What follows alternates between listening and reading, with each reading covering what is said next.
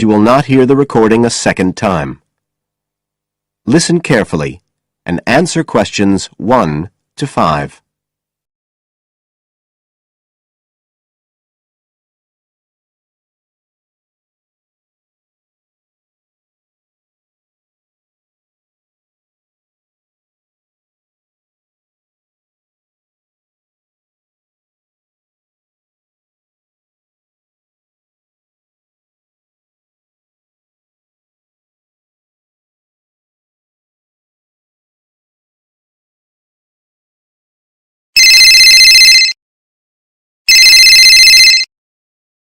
Hello? Oh, hello. I'm ringing about the advertisement in yesterday's newspaper. The one for the bookcases. Can you tell me if they're still available? We've sold one, but we still have 2 available. Right. Can you tell me a bit about them? Sure. What do you want to know? Well, I'm looking for something to fit in my study. So, well, I'm not too worried about the height, but the width's quite important. Can you tell me how wide each of them is? They're both exactly the same size. Let me see, I've got the details written down somewhere. Yes, so they're both 75 centimetres wide and 180 centimetres high. Okay, fine. That should fit in okay. And I don't want anything that looks too severe. Not made of metal, for example. I was really looking for something made of wood. That's all right. They are, both of them. So, are they both the same price as well? No, the first bookcase is quite a bit cheaper. It's just £15. We paid £60 for it just 5 years ago, so it's very good value. It's in perfectly good condition. Well, they're both in very good condition, in fact. But the first one isn't the same quality as the other one. It's a good sturdy bookcase. It used to be in my son's room, but it could do with a fresh coat of paint. Oh, it's painted. Yes, it's cream at present. But as I say, you could easily change that if you wanted, to fit in with your colour scheme. Yes, I'd probably paint it white if I got it. Let's see, what else? How many shelves has it got? 6. 2 of them are fixed, and the other 4 are adjustable, so you can shift them up and down according to the sizes of your books. Right, fine. Well, that certainly sounds like a possibility. Before you hear the rest of the conversation, you have some time to look at questions 6 to 10.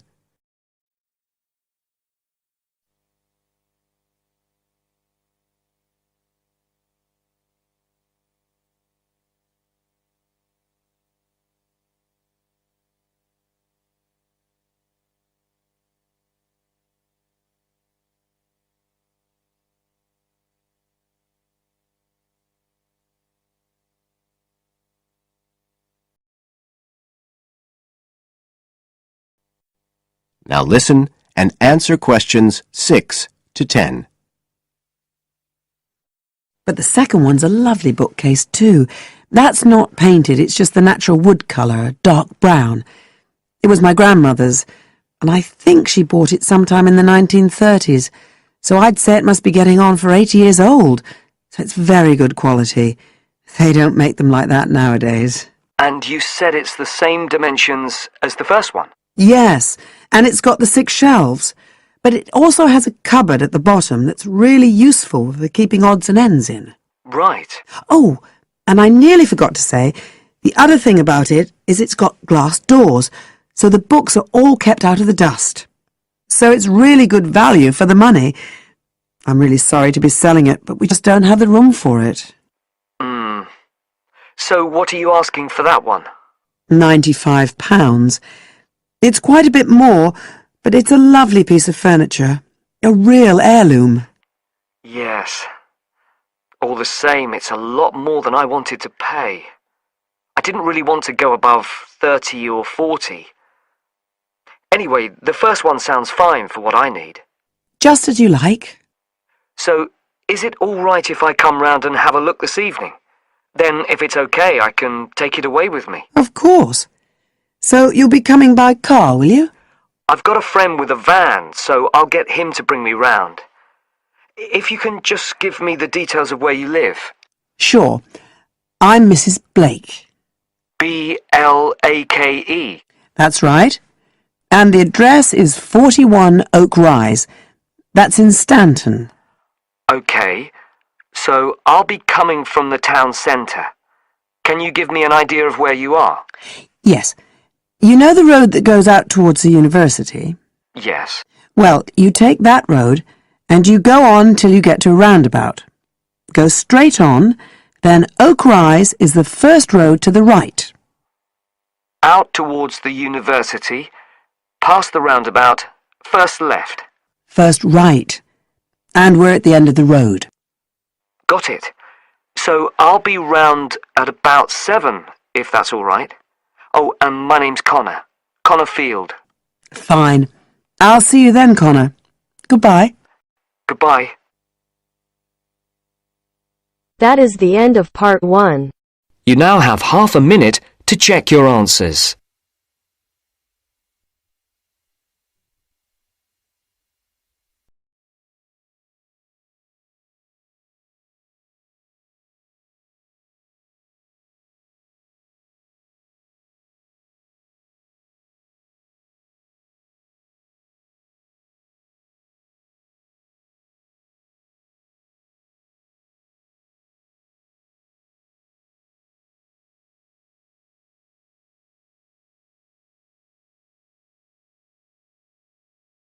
Section 2. You will hear a talk on New Zealand radio about an art sale which is being held to raise money for charity. First, you have some time to look at questions 11 to 13 on page 10.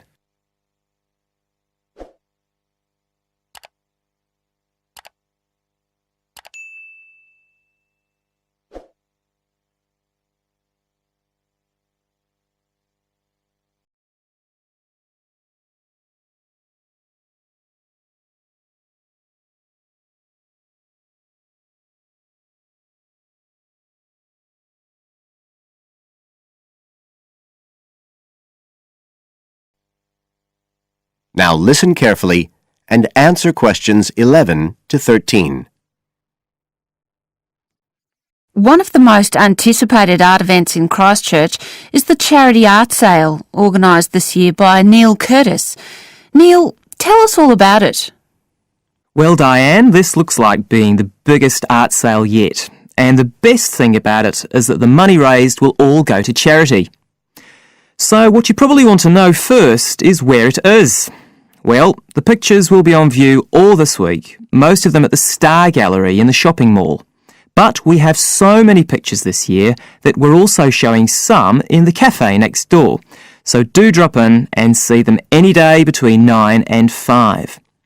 Now, if you're interested in buying rather than just looking, and we hope a lot of you will be, the actual sale will take place on Thursday evening, with sales starting at 7:30. Refreshments will be available before the sale, starting at 6:30. We've got about 50 works by local artists showing a huge range of styles and media, and in a minute I'll tell you about some of them. You're probably also interested in what's going to happen to your money once you've handed it over. Well, all proceeds will go to support children who are disabled, both here in New Zealand and also in other countries. So you can find an original painting, support local talent, and help these children all at the same time. Before you hear the rest of the talk, you have some time to look at questions 14 to 20 on page 11.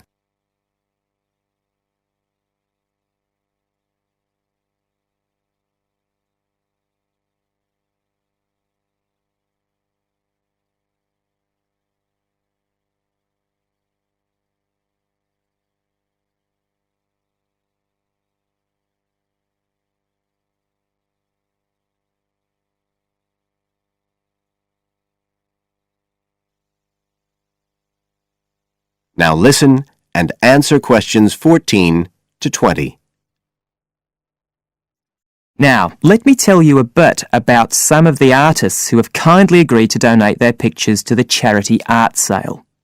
One of them is Don Studley, who has a special interest in the art sale because his 5-year-old daughter was born with a serious back problem.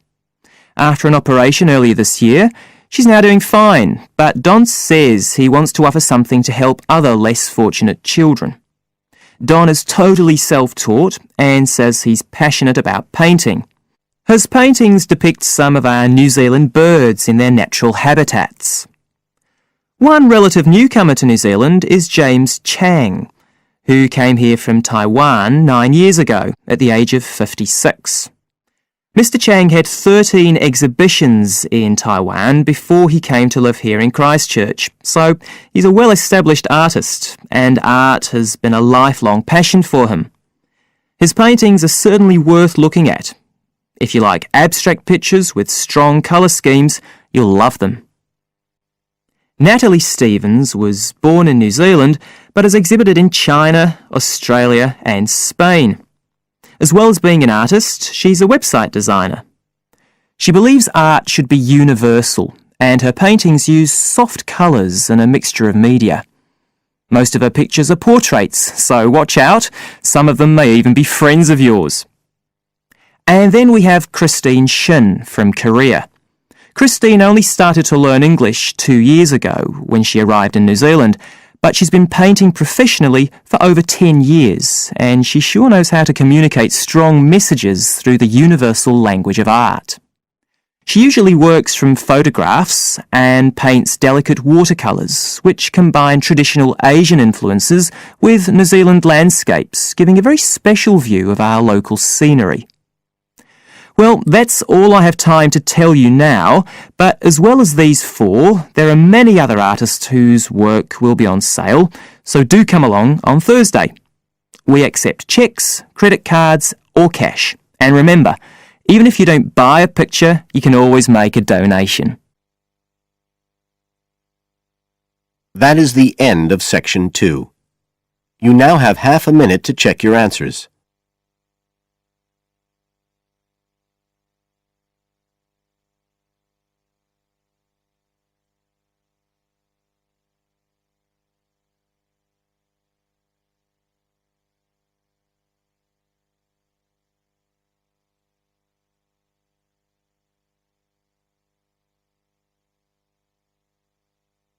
Now turn to Section 3 on page 12. Section 3. You will hear 2 students discussing a project they have to do as part of a literature course on great books. First, you have some time to look at questions 21 to 25 on page 12.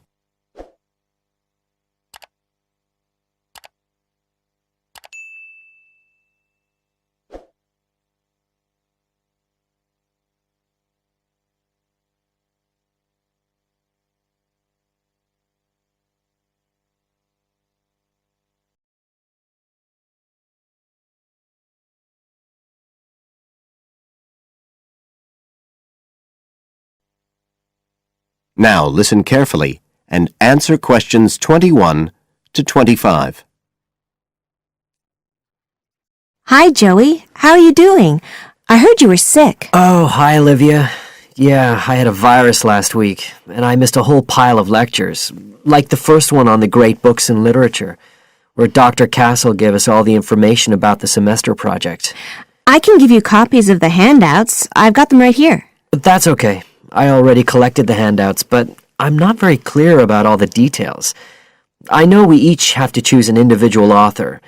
I think I'm going to do Carlos Castaneda. I'm really interested in South American literature. Have you checked he's on the list that Dr. Castle gave us? We can't just choose anyone. Yeah, I checked. It's okay. Who did you choose? Well, I was thinking of choosing Ernest Hemingway, but then I thought, no, I'll do a British author, not an American one. So I chose Emily Bronte. Okay. And first of all, it says we have to read a biography of our author. I guess it's okay if we just look up information about him on the internet? No, it's got to be a full-length book.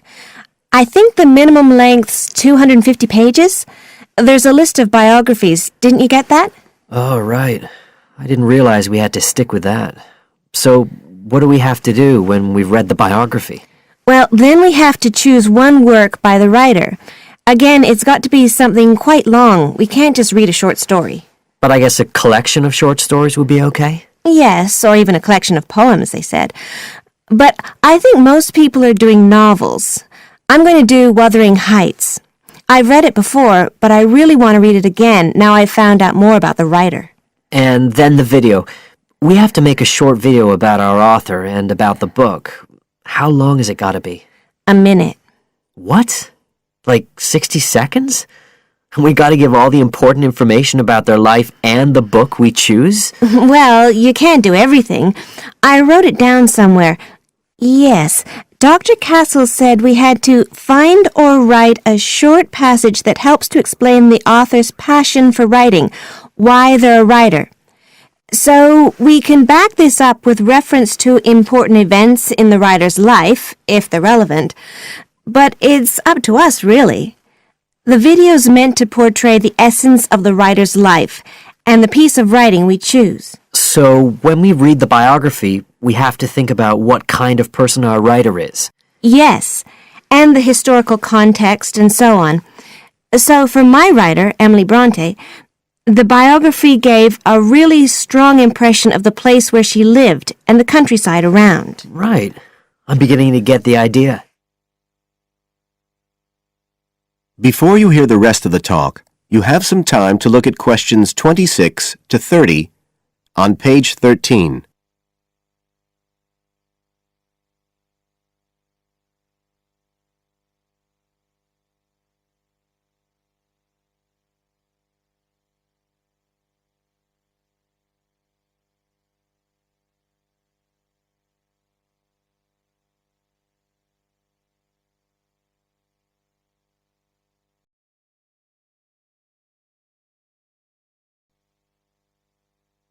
Now listen and answer questions 26 to 30. Can I check the other requirements with you? Sure. The handout said after we'd read the biography, we had to read the work we'd chosen by our author and choose a passage that's typical in some way, that typifies the author's interests and style. Yes, but at the same time, it has to relate to the biographical extract you choose. There's got to be some sort of theme linking them. Okay, I'm with you. And then you have to think about the video. So are we meant to dramatize the scene we choose? I guess we could, but there's not a lot of time for that. I think it's more how we can use things like sound effects to create the atmosphere, the feeling we want. And presumably visuals as well? Yeah, of course. I mean, I suppose that's the whole point of making a video. But whatever we use has to be historically in keeping with the author. We can use things like digital image processing to do it all. So we can use any computer software we want? Sure. And it's important that we use a range, not just one software program. That's actually one of the things we're assessed on. Okay. Oh, and something else that's apparently really important is to keep track of the materials we use and to acknowledge them. Including stuff we download off the internet, presumably? Yeah, so our video has to list all the material used with details of the source in a bibliography at the end. Okay. And you were talking about assessment of the project. Did they give us the criteria? I couldn't find anything on the handout. Sure, he gave us them in the lecture.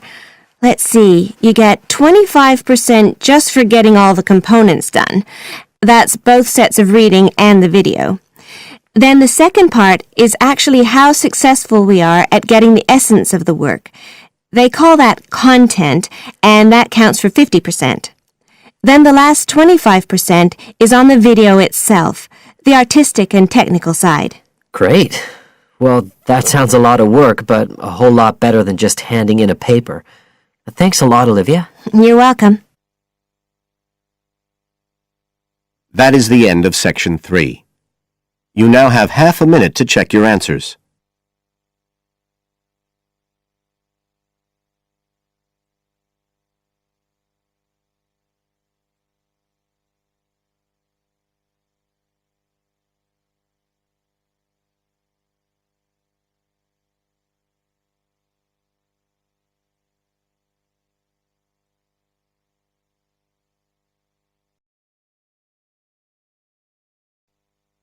Now turn to Section 4. Section 4. You will hear a speaker giving a talk about some recent research about unusual life forms. First, you have some time to look at questions 31 to 40 on pages 14 and 15.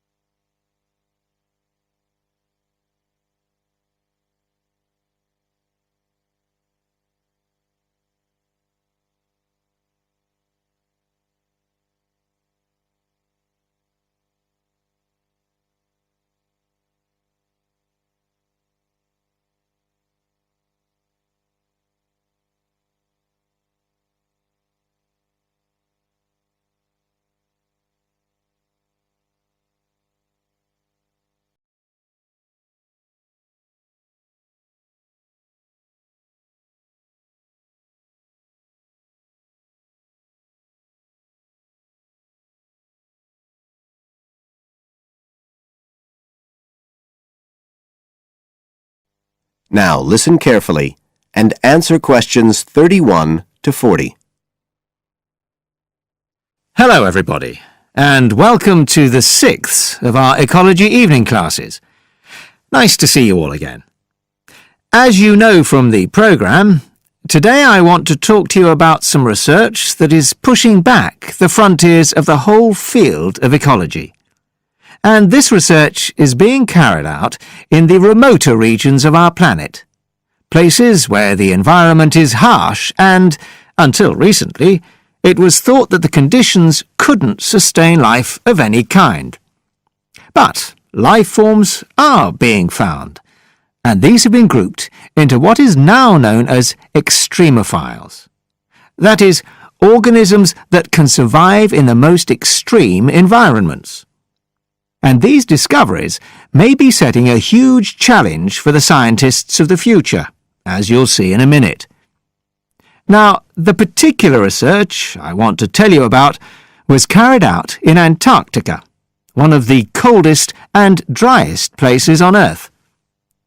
But a multinational team of researchers from the US, Canada, and New Zealand recently discovered colonies of microbes in the soil there where no one thought it was possible. Interestingly enough, some of the colonies were identified as a type of fungus called Bouveria bassiana, a fungus that lives on insects. But where are the insects in these utterly empty regions of Antarctica? The researchers concluded that this was clear evidence that these colonies were certainly not new arrivals. They might have been there for centuries, or even millennia. Possibly even since the last ice age. Can you imagine their excitement? Now, some types of microbes had previously been found living just a few millimeters under the surface of rocks, porous Antarctic rocks. But this was the first time that living colonies had been found surviving, relatively deeply in the soil itself, several centimeters down, in fact. So, the big question is, how can these colonies survive there? Well, we know that the organisms living very near the rock's surface can still be warmed by the sun, so they can survive in their own microclimate. And this keeps them from freezing during the day. But this isn't the case for the colonies that are hidden under the soil. In their research paper, this team suggested that the very high amounts of salt in the soil might be the clue, because this is what is preventing essential water from freezing. The team found that the salt concentration increased the deeper down they went in the soil. But while they had expected the number of organisms to be fewer down there, they actually found the opposite. In soil that had as much as 3,000 parts of salt per million, relatively high numbers of microbes were present, which seems incredible. But the point is that at those levels of salt, the temperature could drop to minus 56 degrees before frost would cause any damage to the organisms.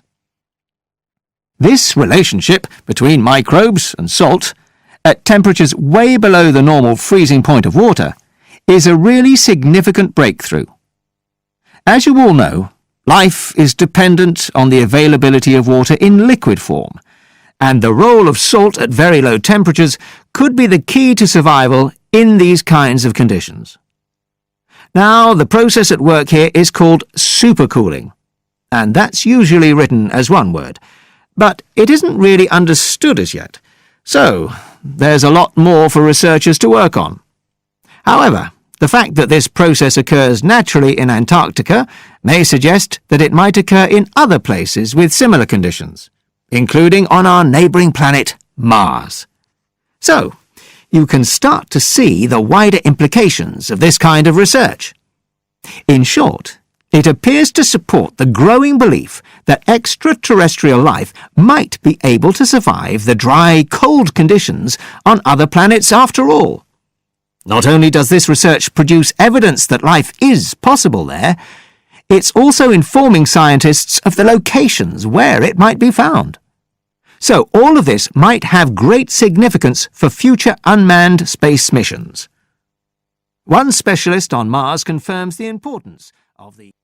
That is the end of Section 4. You now have half a minute to check your answers.